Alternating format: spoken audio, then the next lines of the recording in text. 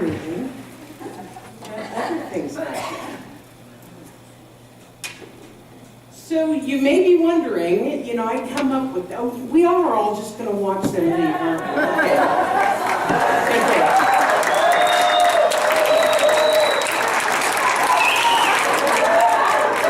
Okay. Okay.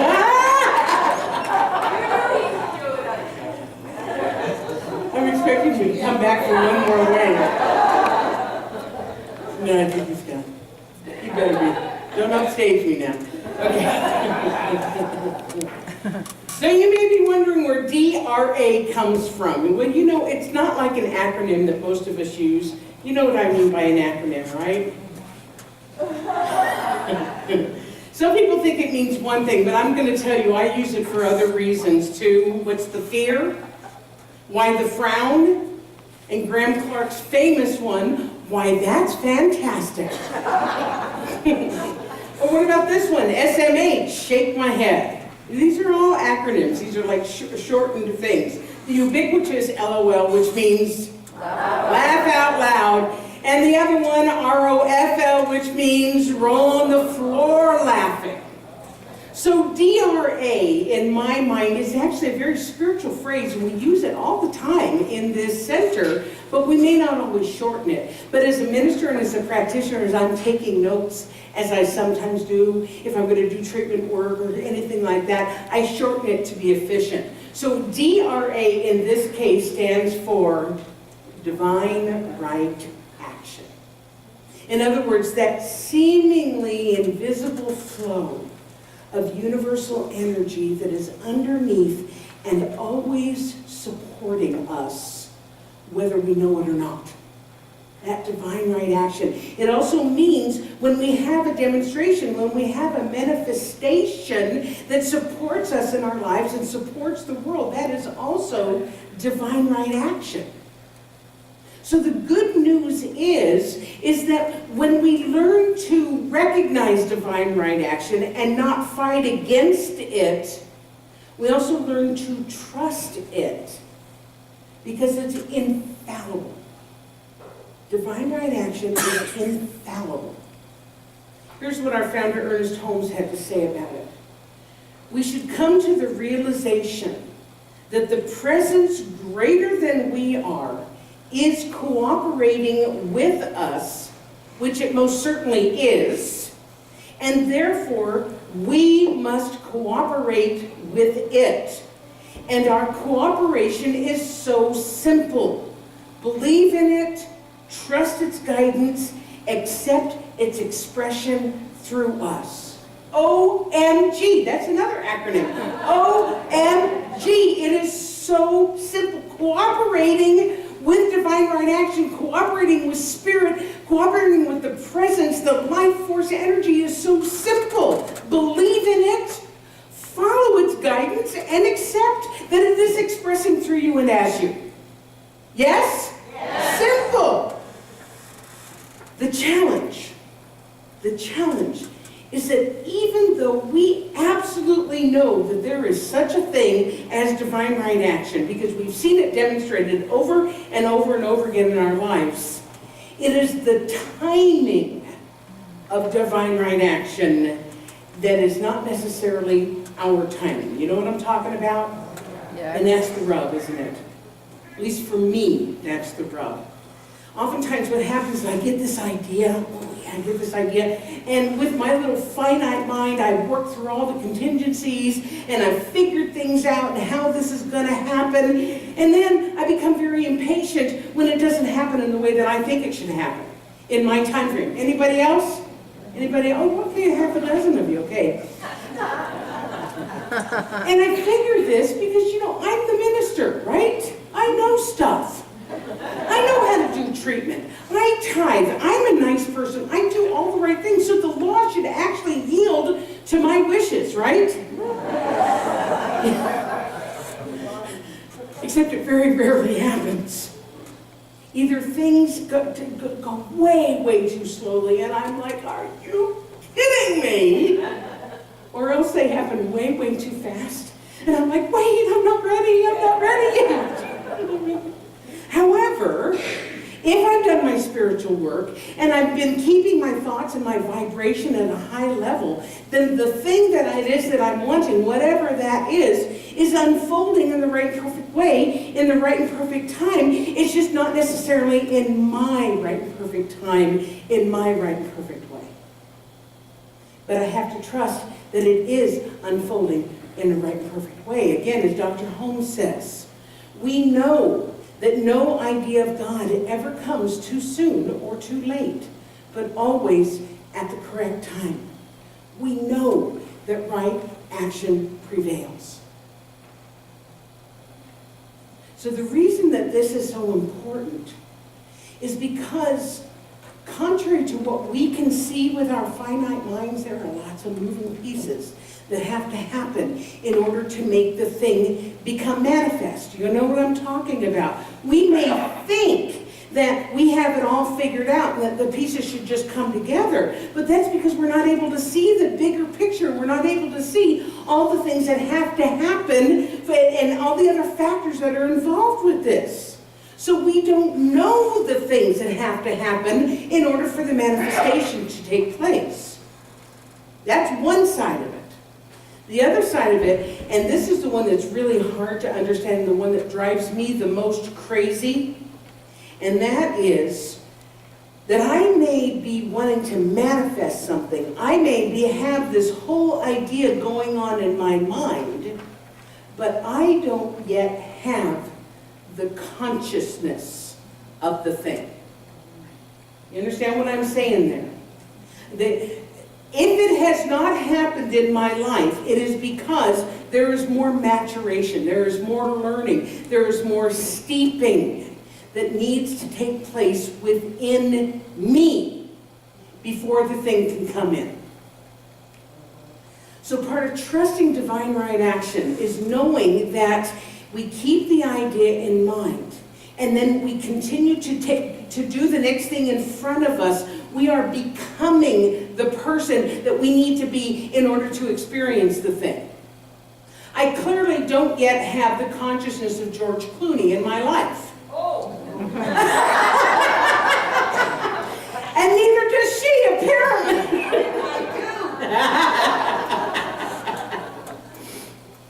So, let me tell you where this all came from. Why I have a quote. I'm sorry, you made me lose my place. That's okay. Oh, I know, I'm just so kidding. So the secret to embracing and allowing divine right action in our lives is to practice one of the most dreaded words in the English language. I call it the P word. Patience. Patience. Because if we truly, truly believe that we are part of this vast universal system that is filled with wisdom and intelligence, and that it's always working behind the scenes for us, then patience should be really easy, right? Patience should be easy. But if you're like me, it's one of your greatest life lessons. Willingness to just allow things to flow and to trust the process, rather than try to push the river. I'm a great river pusher. It's how I get these arms. We think that we know better. We think that we should be able to have the timing that we think it should. Here's what Dr. Holmes said about it. Give time. The fruit must ripen on the tree. So it is with man's struggle toward the truth. Impatience will not speed the harvest home. I know it's such a good quote, hey? I love that one. So now you may have guessed why I chose this particular topic for today. As I announced earlier, we have finally moved to the new center on Manitoba Road. Ethel and I have moved in there. We're going to have our first service there on Sunday, August 6th. It is super, super exciting. How come you guys are not as excited as me? Okay, yeah. It has been an incredible lesson in both trusting divine right action and exercising patience. And I'm going to tell you a little bit about the story. I'm going to recap it a bit for you. For several years, I've been here 4.5 years now, so I'm going to say for about 3 years, the board, the ministers, the practitioners, the key volunteers have gotten together on a fairly regular basis to vision and do strategic planning for the future of the center. And although we've been okay with this present configuration of meeting here on Sundays and office and classroom someplace else, most of us have felt that bringing everybody together and bringing everything together under one roof was the desirable outcome as it would happen, okay? So during that time, so we're just kind of doing these things every once in a while. During that time, we contacted a realtor to start showing us some possible properties, very, very informally.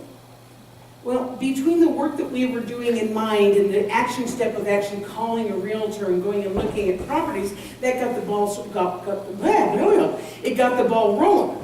So almost 1 year ago today, give or take, I got a phone call from the realtor saying, hey, I got somebody who's interested in looking at your building on First Street Northwest.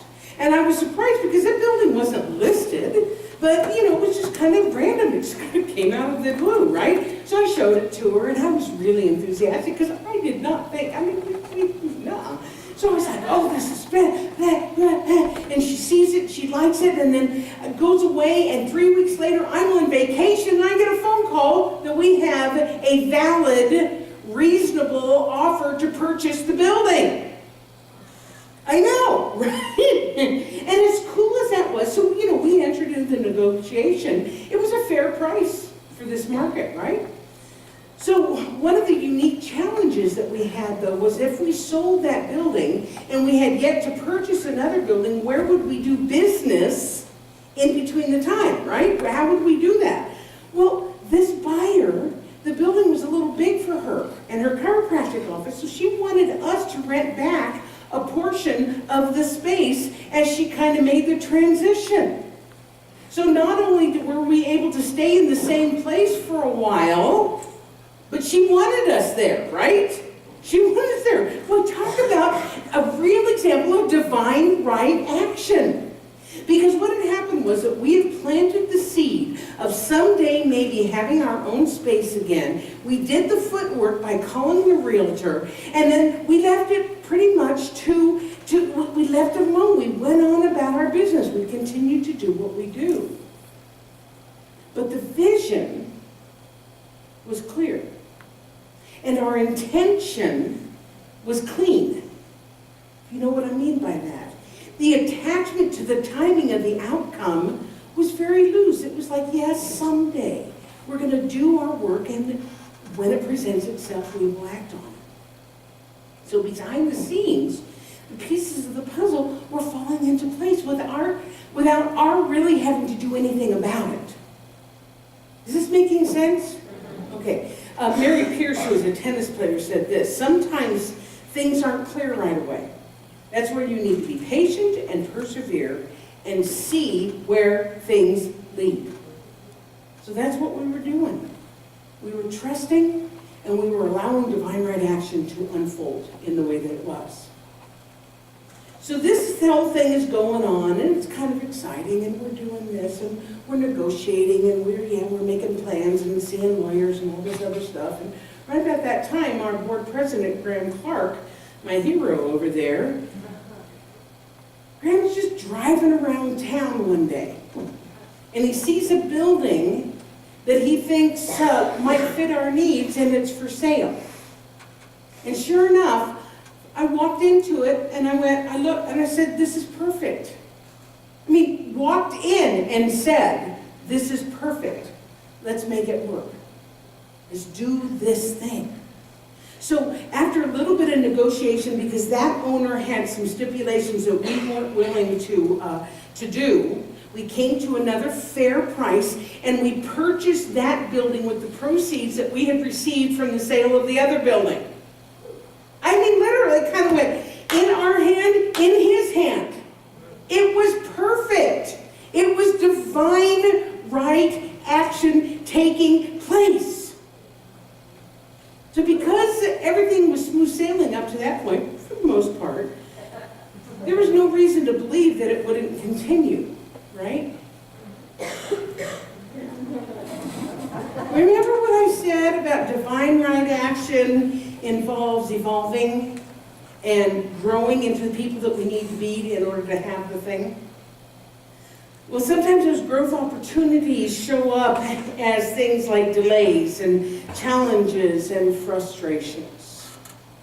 Because most of us, with the exception of Joe, most of us had never been through purchasing a commercial building and working with an architect and coming up with a plan and hiring a contractor in the trades and working with the city. We'd never done that before.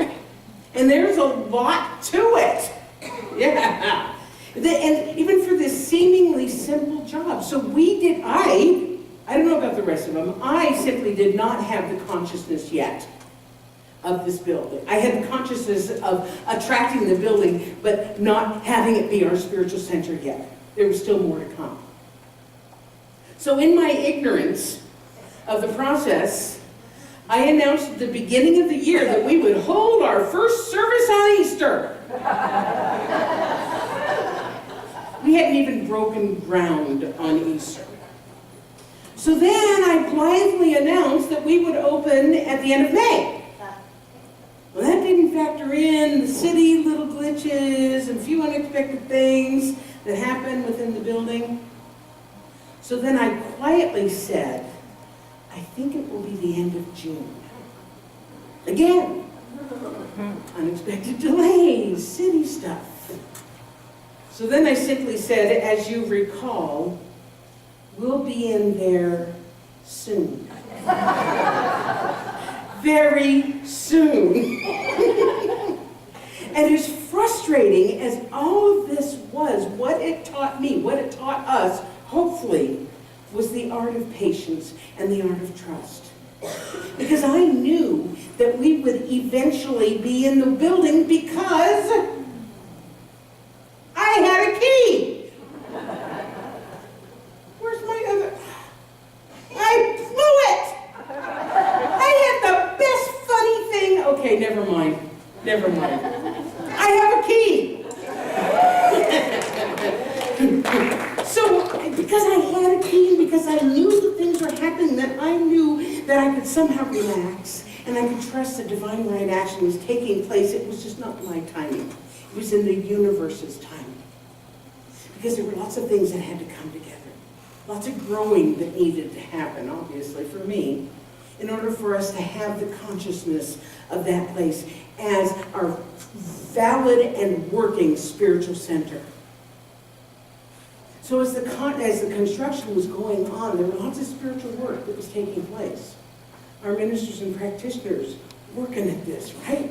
Prayer work, visualizing, meditation, spiritually keeping our eye on the prize. In addition, and this was really key, we started putting together the infrastructure that would support an all-in-one community as opposed to having it in several places.